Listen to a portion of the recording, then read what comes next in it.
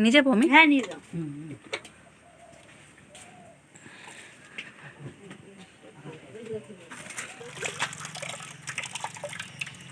তবুও এখন একটু প্রথমে যে বালি বেরোচ্ছিল কাদাগুলো জল। হ্যালো এভরিওয়ান, গুড মর্নিং সবাইকে। গৌরব রূপা ভ্লগে নতুন একটি ভিডিওর সঙ্গে তোমাদের অনেক স্বাগত, অনেক ভালোবাসা। তোমরা সবাই কেমন আছো? আশা করছি সবাই ভালো আছো, সুস্থ আছো, আর আমরাও ভালো আছি। এখন বাজে সকাল 8টা। আজকের ব্লগটা আমি এখন থেকে শুরু করছি। তোমরা পুরো ভিডিওটা প্রথম থেকে শেষ পর্যন্ত দেখতে থাকো, আশা করছি ভালো লাগবে। দেখেছো বন্ধুরা কি সুন্দর ভেন্ডির ফুল ফুটেছে, আর ভেন্ডিও কিন্তু ভালোই ধরেছে। এদিকে বাবা যাচ্ছে মাঠে গরুর জন্য ঘাস আনতে। সকালের বাসি কাজকর্ম আমাদের সব হয়ে গেছে। এখন শাকসবজিগুলো ধোয়াধুয়ি করছি, এরপর কাটিং কুটিং করে নিয়ে রান্নাটা বসাবো। তো চলো তোমরা পুরো ভিডিওটা স্কিপ না করে কন্টিনিউ করো। আমরা সর্ষের ফুল বাটা খাই, কিন্তু পাতা বাটা খাই না। আর এই সর্ষের শাকটা আজকে প্রথম খাবো।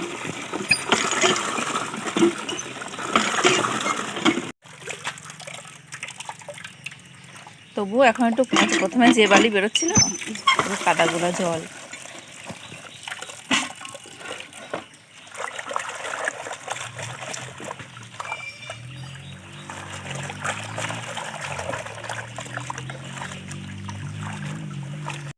বন্ধুরা, সর্ষের শাকটা আমি আগে কোনোদিনও খাইনি, আজকে ফার্স্ট টাইম ট্রাই করব, দেখব কীরকম লাগে।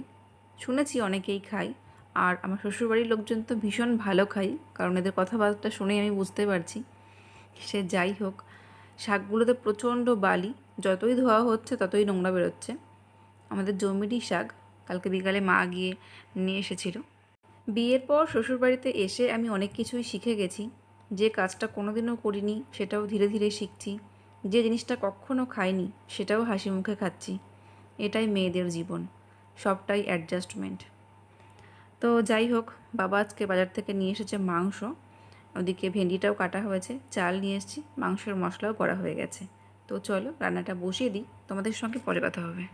তো বন্ধুরা, এই হলো আজকের মেনু। এখানে রয়েছে কষা কষা করে মাংসের ঝোল, এখানে শুকনো লঙ্কা ভাজা, এখানে আছে শাক ভাজা, সর্ষে শাক, আর এখানে আছে ভেন্ডি ভাজা। তো এই হলো আজকের মেনু। খাওয়া দাওয়াটা করে নিই, তোমাদের সঙ্গে এবার পরে কথা হবে, কেমন? তো চলো, টাটা। বন্ধুরা, তোমাদেরকে তো বললামই শ্বশুরবাড়িতে এসে আমি ধীরে ধীরে অনেক কিছুই শিখছি। তো এখন যাচ্ছি গরু দোয়াতে, তোমরা কিন্তু ভিডিওটা একদম স্কিপ করো না।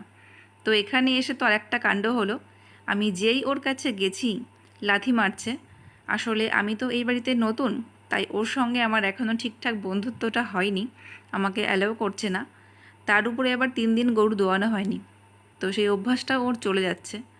আমি তো পারলাম না, তারপর মা দোয়াচ্ছে, আমি আর দিদি পাশে দাঁড়িয়ে আছি।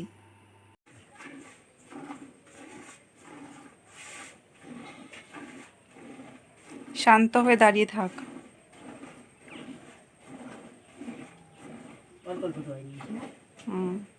ওই প্রত্যেকটা বাটার থেকে এইটা একটু করে নাও, নাহলে একটাই আবার দুধের চাপ বেড়ে যাবে।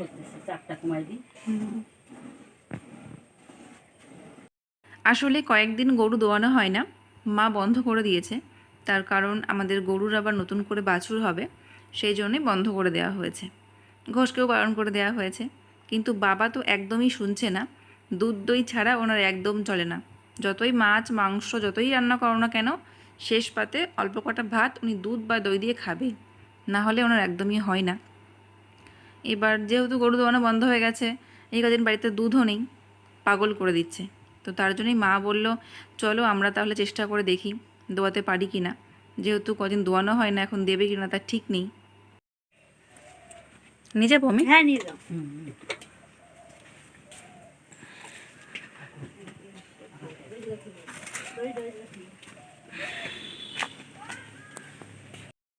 অনেক লাথি গুঁতো খেয়ে এইটুকু দোয়ানো হয়েছে।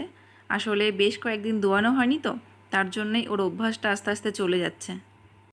বিকালবেলা আবহাওয়াটা একবার দেখো বন্ধুরা, আকাশটা কত সুন্দর লাগছে, তার উপর গাছের মাথায় রোদ পড়েছে, আরও সুন্দর দেখতে লাগছে। এখন যা আবহাওয়া, এই বৃষ্টি তো এই রোদ্দুর। ওই দেখো বন্ধুরা, তোমরা দেখতে পাচ্ছ লম্বু গাছের মাথায় ওই শালিক দুটো, আমাদের বাড়ির শালিক দুটো, ওরা ওখানেই থাকে। আবার যখন রাত হয়ে যায় তখন ওই নারকেল গাছে চলে যায়। তারপর সন্ধ্যাবেলা কটা বাদাম ভাজা করেছি, সেই সঙ্গে কাঁচা লঙ্কা, বিট লবণ, জল সব কিছু রেডি করে নিয়ে টিভির সামনে বসে গেছি। এই সন্ধ্যাবেলা এমন একটা বাজে নেশা হয়েছে, এই টুকটাক এটা ওটা খাই, যার জন্য খিদেটা মরে যায়। রাত্রেবেলা ভাত বা রুটি কিছুই খেতে পারি না। টিভি দেখার পর চলে এলাম রাতে ডিনার করতে। আজকে রুটি করিনি, ভেন্ডি সিদ্ধ, ভাত, সেই সঙ্গে দুধ জাল দেওয়া হয়েছে। তো চলো আজকের ভিডিওটা এই পর্যন্তই। ভিডিওটা তোমাদের কেমন লাগলো অবশ্যই কমেন্টে জানিও। তো তোমাদের সঙ্গে দেখা হবে নতুন কোনো ভিডিও নিয়ে। ততক্ষণে তোমরা সবাই ভালো থেকো।